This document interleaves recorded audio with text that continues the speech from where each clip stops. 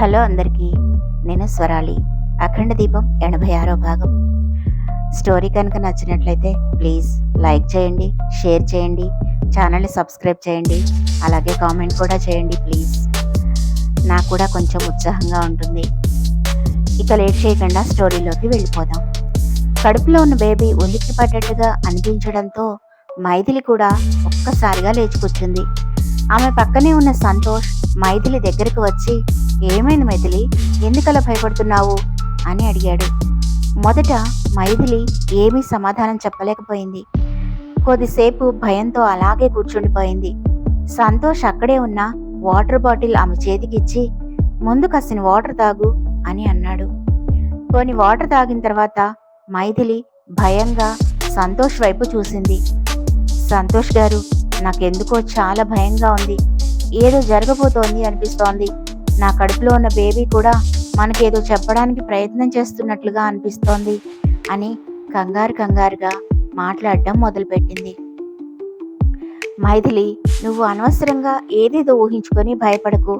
నేనున్నాను కదా, నేను చూసుకుంటాను. నువ్వు ప్రశాంతంగా ఉండాలి. అనవసరమైన విషయాలన్నీ ఇప్పుడు ఆలోచించకు అని ఆమెకి నచ్చ చెప్పడానికి ప్రయత్నం చేశాడు సంతోష్. అది కాదు సంతోష్ గారు, నా మాట అర్థం చేసుకోండి. ఉత్త పుణ్యానికే నాకు అలా అనిపించదు కదా, ఏదో జరుగుతోంది అని నా మనసు చెప్తోంది. మీరు కూడా కొంచెం జాగ్రత్తగా ఉండండి అని కళ్ళనీళ్లు పెట్టుకుంటూ అన్నది మైథిలి. పిచ్చిదాన, నాకేమవుతుంది? నాకేమైనా జరిగినా చూసుకోవడానికి మా అమ్మ ఉంది. నీ కడుపులో మళ్ళీ నా కోసం పుట్టబోతోంది. ఇదంతా మనం నిజంగా చాలా సంతోషించదగిన సమయం. ఇలాంటి పిచ్చి పిచ్చి భయాలన్నీ పెట్టుకొని అనవసరంగా నువ్వు భయపడి నన్ను భయపెట్టద్దు. హ్యాపీగా పడుకో, సరేనా అని అన్నాడు సంతోష్. మీరు ఎన్నైనా చెప్పండి సంతోష్ గారు, నాకెందుకో చాలా భయంగా ఉంది. ఆ భువనేశ్వరి దేవిని, సరయుని ఇక్కడి నుంచి పంపించేసేయండి. మనం కొన్నాళ్ళు ఇక్కడే ఉందాము. మనం ఇక్కడి నుంచి ఎక్కడికి వెళ్ళొద్దు. ప్లీజ్ నా మాట వినండి అని సంతోష్ని బతిమిలాడడం మొదలుపెట్టింది మైథిలి. కూల్ మైథిలి, నేను చూసుకుంటాను అని చెప్తున్నాను కదా. అయినా రేపు శాస్త్రి గారు మనకేదో ఒక ముఖ్యమైన విషయం చెప్తాను అన్నారు. ఆ విషయం చెప్పిన తర్వాత నీకే ధైర్యం వస్తుంది. కావాలంటే ఇంకా ఏమైనా పూజలు, వ్రతాలు ఇలాంటివి ఏమైనా చేయాలేమో అడుగుదాము. నీ భయం పోవడానికి ఏదైనా సరే నేను చేస్తాను, సరేనా? అయినా శాస్త్రి గారు నాకు అన్నీ చెప్పారు. నువ్వింక దేని గురించి ఆలోచించకు, ప్రశాంతంగా పడుకో, ప్లీజ్ బంగారం అని చాలా అనునయంగా చెప్పాడు సంతోష్. అతని ఒళ్ళో తలపెట్టుకొని ప్రశాంతంగా పడుకుంది మైథిలి. బయటికి బయట కమ్మిన నల్లని మబ్బులు క్రమక్రమంగా తొలగిపోతున్నాయి. మరోపక్క భువనేశ్వరీదేవి గదిలో సరయు, అత్తా, అయితే రేపు మనం వెళ్ళిపోవడం లేదా, ఇక్కడే ఉండబోతున్నామా అని ఆశ్చర్యంగా అడిగింది. లేదు, రేపు మనం వెళ్తున్నాము.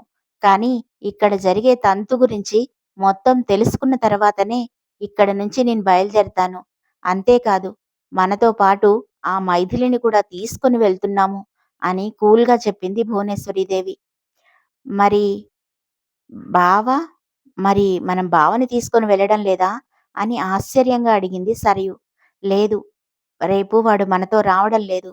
మనతో మాత్రమే కాదు, అసలు ఇంటికే రావడం లేదు. నేను రానివ్వను కదా అని పెద్దగా నవ్వింది భువనేశ్వరీదేవి.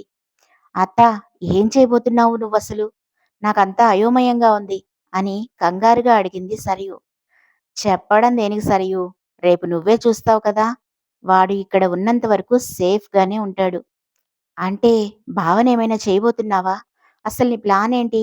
ఆలోచిస్తుంటే పిచ్చెక్కిపోతోందత్తా. అసలు ఏదో ఒకటి చెప్పు అని ఉత్సాహం ఆపుకోలేక కంగారుగా అడిగింది సరయు. మనం ముందే అనుకుంటే ఏదీ జరగడం లేదు. తెల్లవారని అన్నీ నీకే అర్థమవుతాయి అని అన్నది భువనేశ్వరీదేవి. అంటే బావకి నాకు పెళ్లి జరగదా? మరి అలాంటప్పుడు ఈ ఆస్తి మన చేతికి ఎలా వస్తుంది అని అయోమయంగా అడిగింది సరయు. పిచ్చి సరియు, వాడు ఇంకా నిన్ను పెళ్లి చేసుకుంటాడనే అనుకుంటున్నావా? వాడికి అన్ని నిజాలు తెలిసిపోయాయి అని చెప్పాను కదా. చూద్దాం ఇంకా ఎంతకాలం ఈ నాటకం ఆడతాడో.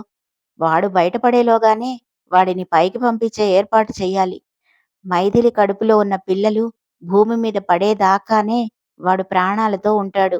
అది కూడా కేవలం ఆస్తి కోసం మాత్రమే. మైథిలి కడుపులో వారసుడు పుట్టిన మరుక్షణం వాడిని పైలోకాలకి నేనే పంపిస్తాను అని సర్కాస్టింగ్‌గా నవ్వుతూ అన్నది భువనేశ్వరీదేవి. దానివల్ల ఉపయోగం ఏముంటుందత్తా? మైథిలికి పుట్టే పిల్లలకు కదా ఆస్తిలో హక్కు ఉండేది. నీకు నాకు ఏం ఉపయోగం? అని అయోమయంగా అడిగింది సరయు. సరియు, నీ ప్రశ్నలన్నింటికీ నేనిప్పుడు సమాధానం చెప్పలేను. కానీ ముందు ఏం జరుగుతుందో చూద్దాం. రేపు ఆ జగన్నాథ శాస్త్రి వచ్చిన తర్వాత ఆ సువర్ణ విగ్రహం ఎక్కడ పెడతారో, దాని ప్రాసెస్ ఏంటి అనేది తెలుసుకున్న తర్వాత మనం ఒక నిర్ణయానికి రావాలి. అందుకే నేను ఇంకా ఏమీ నిర్ణయించుకోలేదు. నువ్వు కూడా తొందరపడి ఏమీ మాట్లాడకు అని జాగ్రత్తలు చెప్పింది భువనేశ్వరీదేవి. మరోపక్క మైథిలి నిద్రలేచేటప్పటికి తను సంతోష్ ఒడిలోనే పడుకొని ఉంది. అయ్యో సంతోష్ గారు, మీరైనా లేపొచ్చు కదా! ఇంతసేపు నేను అలాగే పడుకొని ఉన్నానా? మీకు ఇబ్బందిగా అనిపించలేదా? అంటూ బాధగా అడిగింది మైథిలి. పిట్టంత ఉన్నావు. నిన్ను మోయడం నాకు పెద్ద బాధేమీ కాదులే కానీ, ఇంతకీ నీకిప్పుడెలా ఉంది? నీరసం తగ్గిందా? అని అడిగాడు సంతోష్. ఇప్పుడు చాలా ప్రశాంతంగా ఉంది సంతోష్ గారు. బాగా ఆకలేస్తుంది. ఏదైనా తిందాం పదండి. మీకు కూడా ఆకలేస్తూ ఉండుంటుంది కదా! అని అన్నది మైథిలి. అవును కానీ, నేను భోజనం ఇక్కడికే తీసుకొనొస్తాను.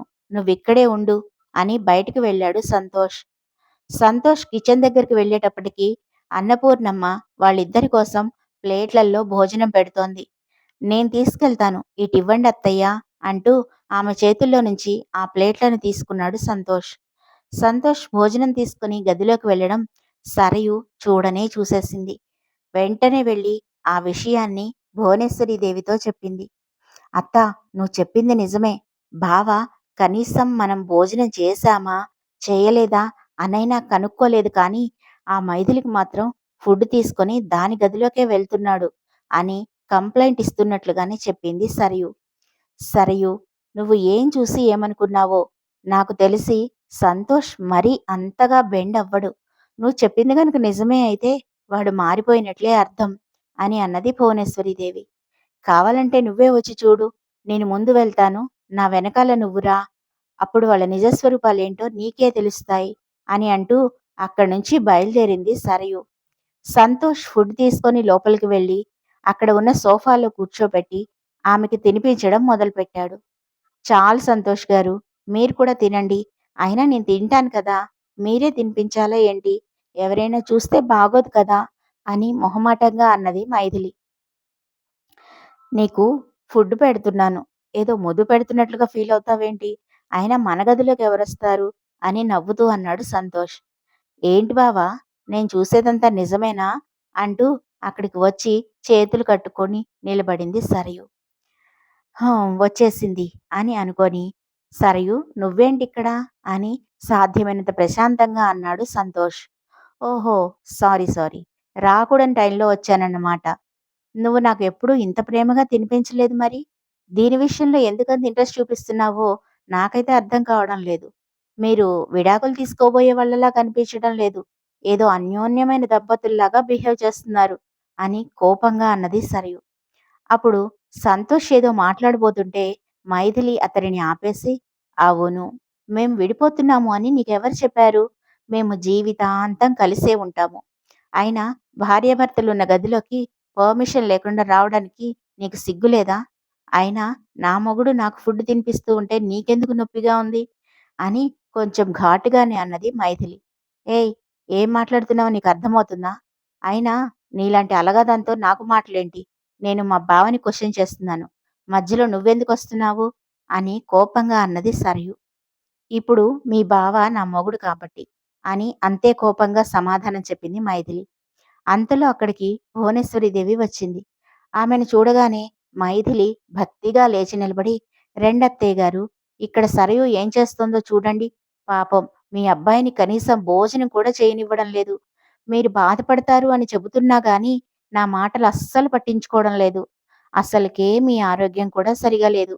ఇలాంటి సమయంలో ఆయన్ని చూసుకోవాల్సింది నేనే కదా!" అని మహానటిలాగా నటిస్తూ అన్నది మైథిలి. సరయుకి మైథిలి పెర్ఫార్మెన్స్ చూసి ఒక్కసారిగా బల్బులు పేలిపోయినట్లుగా అనిపించింది. వామ్మో! వామ్మో! ఏమి నటన! ఇప్పటిదాకా నన్ను ఇష్టం వచ్చినట్లుగా మాట్లాడింది. ఇప్పుడు అత్తయ్య వచ్చేటప్పటికి ఇంతగా నటిస్తోంది. ఇది సామాన్యురాలు కాదు అని మనసులో అనుకోకుండా ఉండలేకపోయింది సరియు. సరియు ఏంటిదంతా? ఎందుకు ప్రతిదానికి ఇష్యూ చేస్తున్నావు? నేను చెప్పాను కదా! అనవసరంగా ఇలాంటి గొడవలు పెట్టుకోవద్దు అని కోపంగా అన్నది భువనేశ్వరీదేవి.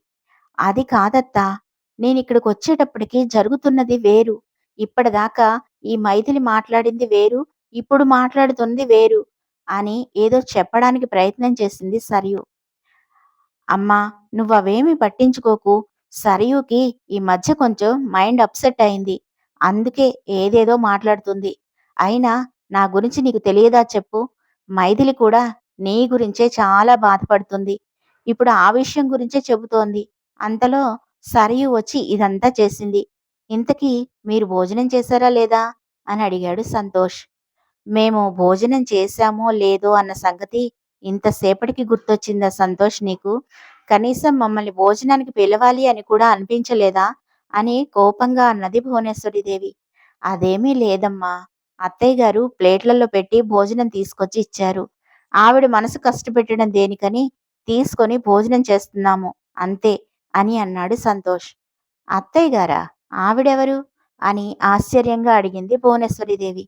అదేనమ్మా మైథిలి వాళ్ళ అమ్మగారు. నాకు అత్తయ్య గారే కదా అయ్యేది అని దొరికిపోయాడు సంతోష్. మరి రేపటి ఎపిసోడ్‌లో ఏం జరుగుతుందో చూద్దాం. స్టోరీని లైక్ చేయడం, ఛానల్‌ని సబ్స్క్రైబ్ చేయడం మాత్రం మర్చిపోకండి ప్లీజ్.